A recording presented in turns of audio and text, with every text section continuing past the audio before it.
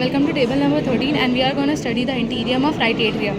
So if we talk about, so here we have the crista terminalis, and the exteriorly we can see the sulcus terminalis. It divides the right atrium into two parts. This is the anterior part or the trabecular part, and this is the posterior or the smooth part. If we talk about the anterior part, it is formed from the primitive anterior chamber. It has comb-like muscles, and it is called musculi pectinati.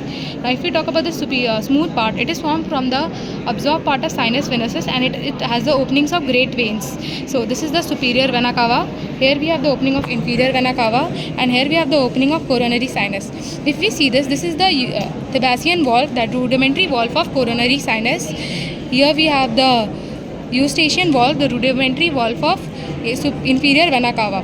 Now if we talk about the third part of right atrium, here is the septal part, here is the fossa ovalis, and here is the limbus fossa ovalis. The fossa ovalis is formed from the membranum primum, क्या नाम था? Septum primum, and here we have the limbus fossa ovalis. It is formed from the septum secundum, and here we have the triangle of Koch.